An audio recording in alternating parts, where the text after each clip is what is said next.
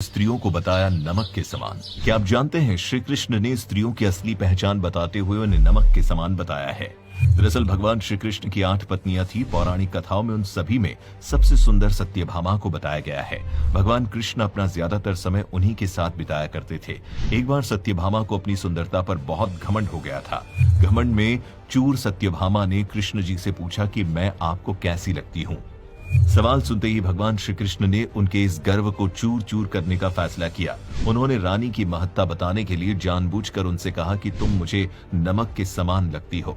तभी भगवान श्री कृष्ण का जवाब सुनते ही सत्यभामा गुस्से में लाल हो गई। उनको लगा कि पूरी दुनिया में प्रभु को उनकी तुलना करने के लिए कोई और चीज नहीं मिली। इसके बाद क्रोध में लाल सत्यभामा वहां से चली गई। वहीं कुछ समय बीतने के बाद श्री हरि ने महल में एक भव्य भोज का आयोजन कर भोज का खाना कृष्ण जी ने सबसे पहले सत्यभामा से खाने के लिए कहा। सत्यभामा ने पहला कौर मुंह में डाला मगर तुरंत ही कौर्स को मुंह से निकाल दिया। पारा 7वें आसमान पर पहुंच चुका था। उनका मुंह गुस्से से लाल हो गया था। उन्होंने श्री कृष्ण से कहा कि बिना नमक का खाना खिलाने का क्या तात्पर्य है, ऐसा खाना कैसे कोई खा सकता है। वो जोर जोर से चीखने लगी और बोली कि किसने बनाई है ये रसोई। सत्यभामा ने कहा कि बिना शक्कर के मिठाई तो फिर भी खाई जा सकती है मगर बिना नमक के कोई भी नमकीन वस्तु नहीं खाई जा सकती है।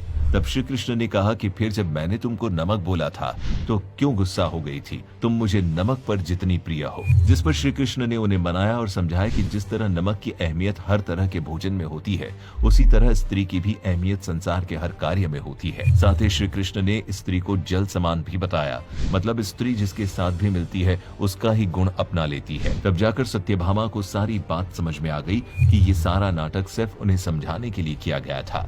इसके साथ ही वो ये भी जान गई कि भगवान श्री कृष्ण उनसे कितना प्यार करते हैं। दोस्तों, श्री कृष्ण ने स्त्री नमक की तरह इसलिए बताया है क्योंकि स्त्री नमक की तरह अपना अस्तित्व मिटाकर भी अपने प्रेम और आदर सत्कार से परिवार को जीवन भर बांधे रखती है। वो कभी भी अपने परिवार पर किसी प्रकार की समस्या नहीं आने देती है।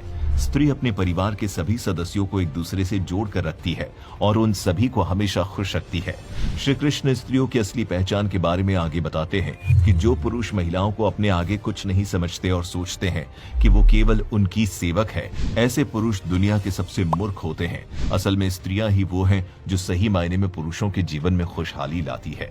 वहीं श्रीमद् भगवद गीता के अनुसार जो इंसान किसी भी स्त्री का निरादर करता है वो पाप का भागीदार होता है। इसीलिए हम सभी